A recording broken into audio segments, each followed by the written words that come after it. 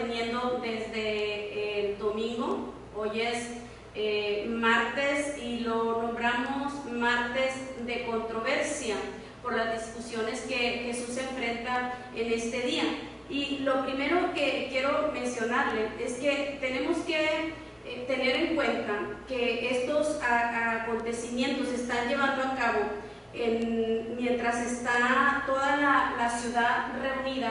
La ciudad ha venido para reunirse en Jerusalén, porque ellos han llegado a la ciudad para celebrar la Pascua. Esta fiesta de la Pascua que se celebraba en ese tiempo era una fiesta que duraba 7 días.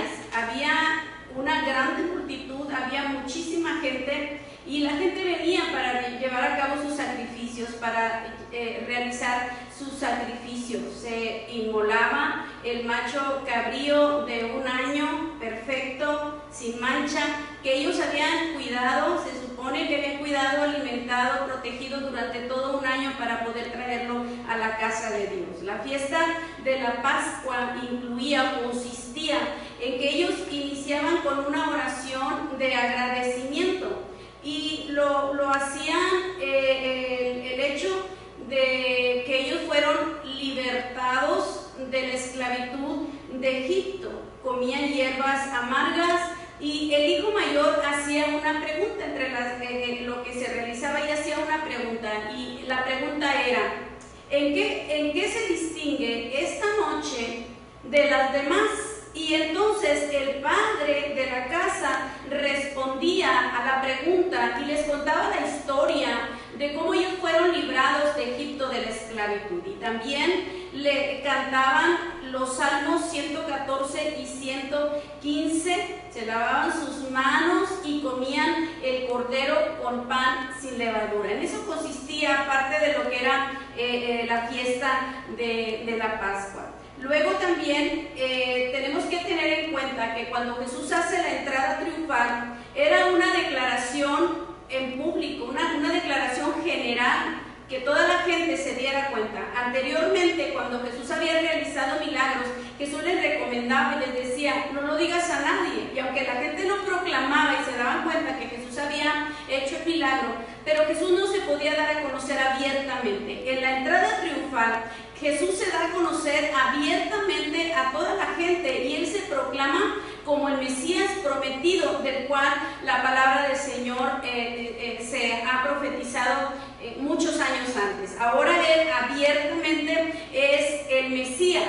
Y entonces vemos que los grupos religiosos, de los cuales yo le he estado mencionando desde el miércoles pasado, que estamos hablando de estos acontecimientos de Semana Santa, y un poquito acerca de quiénes son estos grupos religiosos: los fariseos, los saduceos, los escribas y los herodianos. Entre ellos también el grupo de los sumos sacerdotes, que se supone que nada más debería de estar uno en función, pero en el relato de lo que es esta última semana de nuestro Señor Jesucristo se mencionan 3 de ellos. Y estos grupos y estos sacerdotes, ellos estaban dispuestos a matar a Jesús. Estaban resueltos a matarlo, lo habían rechazado, y ese era el plan de ellos, y ese era el propósito de ellos. Cuando nosotros vimos el día de ayer los acontecimientos relacionados a lo que es el lunes que lo llamamos lunes de autoridad, Jesús había llegado y había limpiado el templo de toda la corrupción. Su propósito era quitar la irreverencia de lo sagrado, había atacado todo este sistema mal encauzado que estaba funcionando en la casa de Dios, que la habían convertido en un mercado. Luego nosotros vemos en los acontecimientos del día de hoy que está relacionado precisamente con estos 4 grupos religiosos. Entonces no sé si ahora usted me puede comprender, porque era interesante mencionarlos anteriormente por el lugar tan importante que ocupan en este día de martes de controversia. En la Pascua ellos debían de traer un cordero perfecto y sin mancha, y tenían que traerlo, y el cordero había que evaluarlo para reconocerlo, que porque la perfección estaba en Él. Entonces, es como si estos grupos religiosos estuvieran ellos revisando al Cordero Pascual, porque cuando nosotros vamos a la palabra del Señor en el Evangelio según San Juan, capítulo número 1, en el versículo número 29, la palabra del Señor dice: he aquí el Cordero de Dios que quita el pecado del mundo. Entonces ellos estaban para este momento tratando de hacer caer a Jesús con preguntas, tentándolo con preguntas para verlo como Él se equivocaría. Leemos en la palabra del Señor que Juan lo proclama de esta manera. Y lo bonito ahí en el Evangelio de Juan es que Juan había recibido una indicación. Juan era el que bautizaba en agua, pero él había recibido una indicación que cuando él estuviera bautizando a una persona sobre el cual él viera descender el Espíritu Santo y que permaneciera sobre él, le dice: este os bautizará el Espíritu Santo y fuego. ¿Y por qué yo menciono esto en este día de lunes, de martes de controversia? Lo menciono porque nosotros somos una iglesia pentecostés, nosotros creemos en el derramamiento del Espíritu Santo, creemos en el hablar en otras lenguas, y nosotros en nuestra doctrina básica, nosotros tenemos Cristo salva, Cristo sana, Cristo bautiza y Cristo viene. Y dentro de esta doctrina básica nosotros tenemos que el Señor Jesús bautiza con el poder del Espíritu Santo a todo aquel que anhela ese bautismo. Jesús está en medio de nosotros, ahí en su hogar usted puede buscar esa llenura del Espíritu Santo. El Cordero debía de ser perfecto y sin ninguna mancha, y es de la manera que se presenta nuestro Señor Jesucristo. Y entonces ahora quiero mencionarle las tres preguntas que estos grupos religiosos presentan al Señor Jesús para verlo equivocarse y para verlo errar en como ellos están, en lo que ellos están buscando en Jesús, hacerlo tropezar, hacerlo caer. Quiero seguir el relato que nos menciona el Evangelio según San Marcos concerniente a este día de martes de controversia, y vamos ahí al capítulo número 2. En el versículo número 15, le quiero leer la palabra del Señor. Dice la palabra de Dios. Le repito la cita para que usted la busque ahí en su casa. Evangelio según San Mateo, capítulo número 22, el versículo número 15. Entonces se fueron los fariseos y consultaron cómo sorprenderle en alguna palabra. Note que dijimos los fariseos. Y enviaron los discípulos de ellos con los herodianos. Entonces aquí vemos a los fariseos y a los herodianos diciendo: Maestro, sabemos que eres amante de la verdad. Fíjense lo que le están diciendo a Jesús: eres amante de la verdad, que enseñas con verdad el camino de Dios, que no te cuidas de nadie porque no miras la apariencia de los hombres. Dice: dinos pues, ¿qué te parece? ¿Es lícito dar tributo a César o no? Pero Jesús, conociendo la malicia de ellos, les dijo: ¿por qué me tentáis, hipócritas, mostrándome la moneda del tributo? Y ellos le presentaron un denario. Entonces les dijo: ¿de quién es esta imagen y la inscripción? Le dijeron: de César. Y él dijo: dad pues a César lo que es de César y a Dios lo que es de Dios. Oyendo esto se maravillaron, dejándole se fueron. Note que para este momento se han juntado los fariseos y los herodianos con el propósito de hacer caer a Jesús. Mire que lo fuerte es que tanto los fariseos como los herodianos no se llevaban entre sí. La palabra del Señor nos enseña que ellos no se llevaban entre sí, pero tenían algo en común, y lo que tenían en común era su rechazo hacia Jesús, odiaban a Jesús, y entonces para esto sí se juntaron, hicieron una alianza entre ellos y le lanzan esta pregunta a Jesús. ¿Con qué propósito? Con el propósito de hacerle caer, porque la forma como ellos empiezan a preguntar, lo primero que le hacen ver a Jesús, le tratan de decir virtudes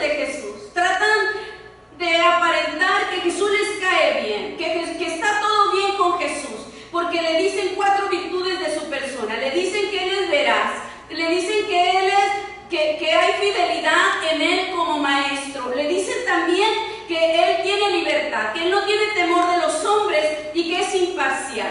Y entonces esto lo hacen con el propósito de que Jesús se sienta confiado para luego lanzarle la pregunta. Cuando ellos le lanzan la pregunta a Jesús, ¿es lícito dar tributo a César o no? Entonces era un verdadero dilema, porque no se podía inclinar ni para un lado ni para el otro. Si decía que no, entonces los fariseos se sentirían contentos, pero los herodianos lo tomarían como una traición hacia Roma, y entonces Jesús se vería en un juicio ante el gobierno romano. Pero si Jesús decía que sí, entonces los herodianos se sentirían contentos, pero los fariseos lo tomarían a él como que estaba beneficiando al gobierno romano. Entonces Jesús, a pesar de oír la forma como ellos le están hablando, queriendo congraciar, como aparentemente congraciar con él, lo que ellos no entendieron, que de lo que las cosas que le hablaban a Jesús, hay algo bien importante en él, que Él es omnisciente, que todo lo sabe y que discierne los pensamientos más íntimos del corazón. Y entonces Jesús discierne lo que está aconteciendo con la vida de ellos,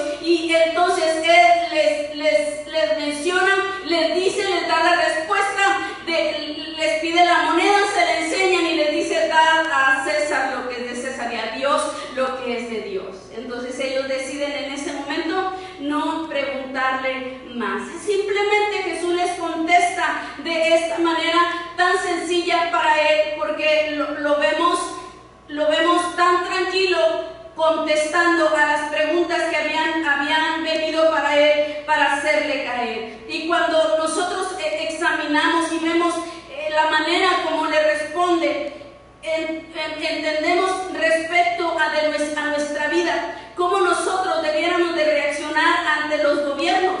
La palabra del Señor nos enseña que nosotros debemos de responder con respeto y con obediencia, pero hay un momento donde nos vamos a detener cuando atenta contra nuestros principios bíblicos como hijos de Dios.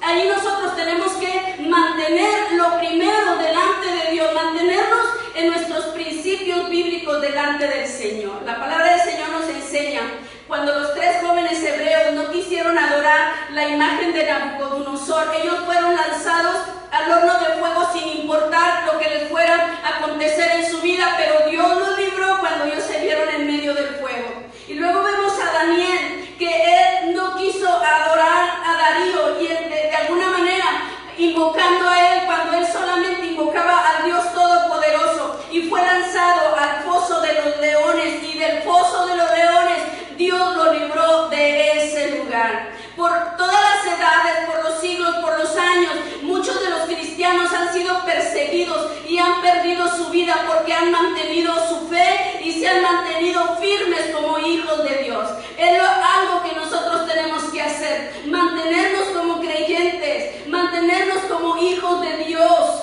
mantenernos en el evangelio puro, mantenernos siempre sirviendo al Señor y no avergonzarnos del evangelio, y proclamar el nombre de nuestro Señor Jesucristo.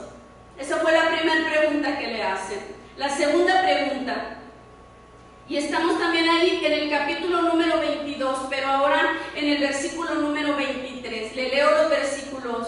Mateo capítulo 22, versículo número 23. Dice la palabra de Dios: aquel día vinieron a él todos los saduceos que dicen que no hay resurrección, y le preguntaron diciendo: Maestro, Moisés dijo, si alguno muriere sin hijos, su hermano se casará con su mujer y levantará descendencia a su hermano.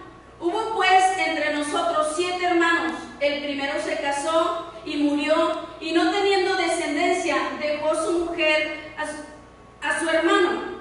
De la misma manera también el segundo y el tercero hasta el séptimo. Después de todos murió la mujer. En la resurrección, pues, aquí está la pregunta: ¿de cuál de los 7 será ella mujer, ya que todos la tuvieron? Entonces respondió Jesús, les dijo: erráis, ignorando porque en la resurrección ni se casarán ni se darán en casamiento, sino serán como los ángeles de Dios en el cielo. Pero respecto a la resurrección de los muertos, ¿no habéis leído lo que os fue dicho por Dios cuando dijo: yo soy el Dios de Abraham, el Dios de Isaac, el Dios de Jacob? Dios no es Dios de muertos, sino Dios de vivos. Oyendo esto, la gente se admiraba de su doctrina. Esta es la segunda pregunta que le hacen a Jesús. Y en esta pregunta son los saduceos los que se están enfrentando a Jesús para preguntarle. Y lo primero que vemos respecto a los saduceos es que ellos no creían en la resurrección, tampoco creían en los ángeles, solo creían en el Pentateuco, los primeros 5 libros de la Biblia: Génesis, Éxodo, Levítico, Números y Deuteronomios. Y se supone que ellos eran expertos en estos 5 libros de la ley, en el Pentateuco. Y ellos están haciendo una pregunta de lo que conocemos como leribato. Y veamos ahí, si usted gusta ir en su palabra, en Deuteronomios, capítulo número 25, versículo número 5, la palabra del Señor dice de la siguiente manera. Deuteronomios, capítulo 25, el versículo número 5. Cuando hermanos habitaren juntos y muriere alguno de ellos y no tuviere hijo, la mujer del muerto no se casará fuera con hombre extraño. Su cuñado se allegará a ella y la tomará por su mujer y hará con ella parentesco. Y el primogénito que ella diere a luz sucederá en el nombre de su hermano muerto, para que el nombre de éste no sea borrado de Israel. Si el hombre no quisiere tomar a su cuñada, irá entonces su cuñada a la puerta a los ancianos y dirá: mi cuñado no quiere suscitar nombre en Israel a su hermano, no quiere emparentar conmigo. Entonces los ancianos de aquella ciudad lo harán venir y hablarán con él, y él se levantará y dijere: no quiero tomarla. Se acercará entonces su cuñada a él delante de los ancianos y le quitará el calzado del pie y le escupirán el rostro y hablará y dirá: así será hecho al varón que no quiere edificar la casa de su hermano, y se le dará este nombre en Israel: la casa del descalzado. Entonces, había una razón por la cual los saduceos estaban preguntando a Jesús de quién sería, con quién se quedaría esta mujer después de que le dan el ejemplo.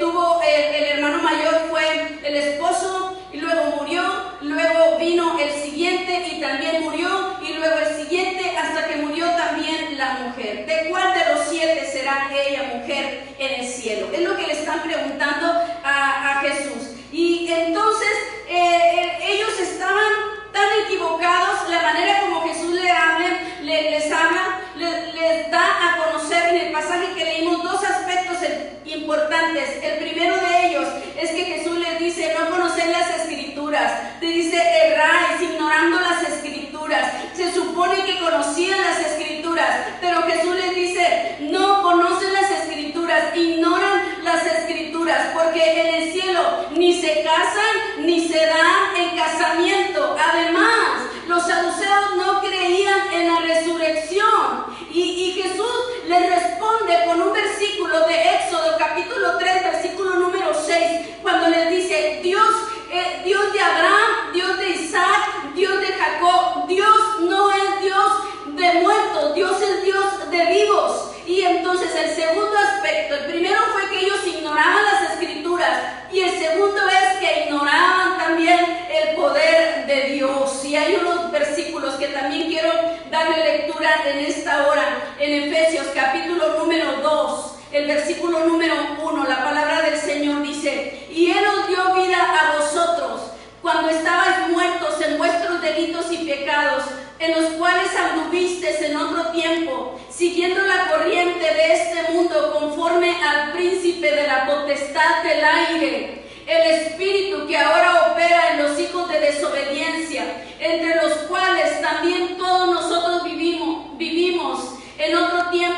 en los deseos de nuestra carne, haciendo la voluntad de la carne y de los pensamientos, y éramos por naturaleza hijos de ira, lo mismo que los demás.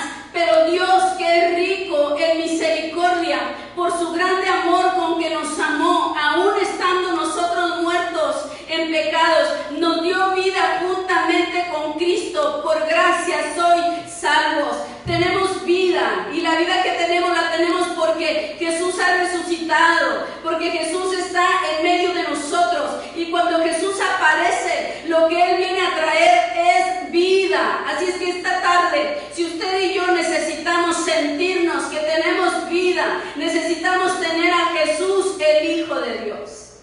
La tercera pregunta que se presenta en este relato de martes de controversia, la vamos a encontrar en el versículo número 34. Y la palabra del Señor dice de la siguiente manera: entonces los fariseos, ahora el grupo que mencionamos son los fariseos, oyendo que Jesús había hecho callar a los saduceos, se juntaron a una. Y uno de ellos, intérprete de la ley, preguntó por tentarle, diciendo, ese era el propósito, hacer caer a Jesús, era tentar a Jesús. Maestro, ¿cuál es el gran mandamiento en la ley?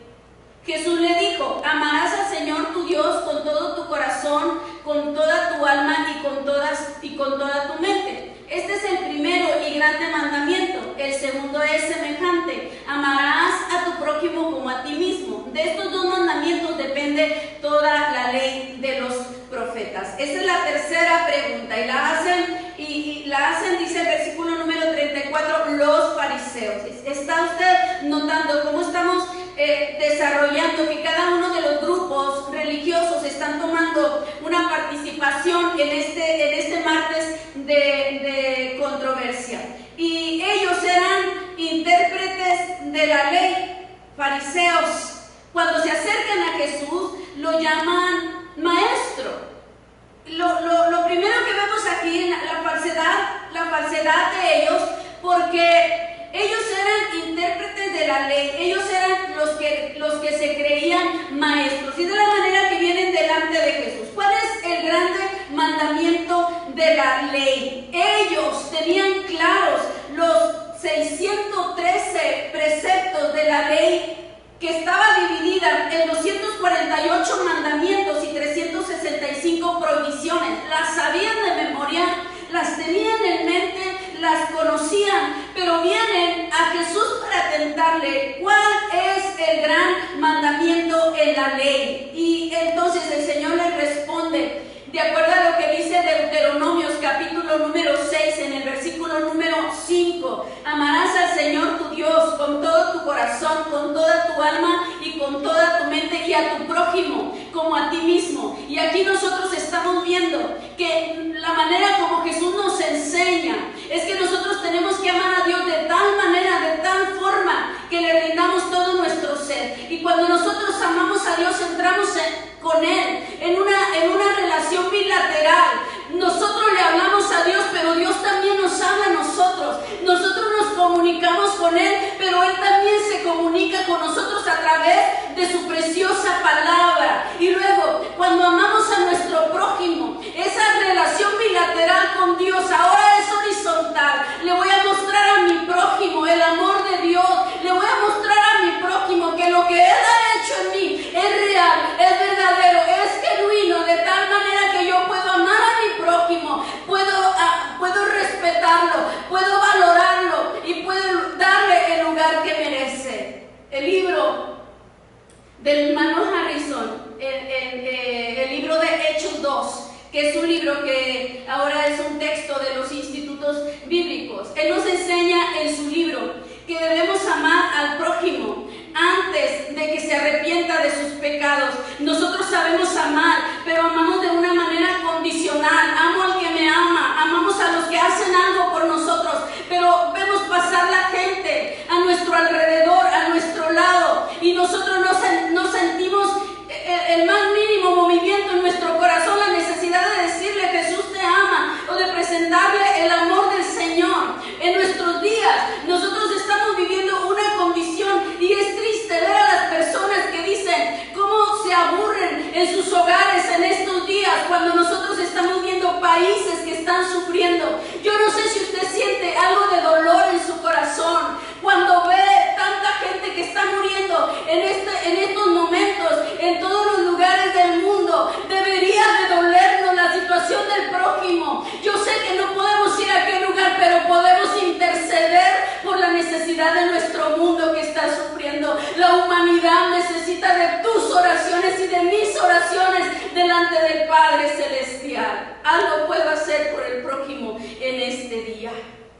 Yo casi termino. Y hay una cuarta pregunta. Pero esta pregunta ahora no la hacen en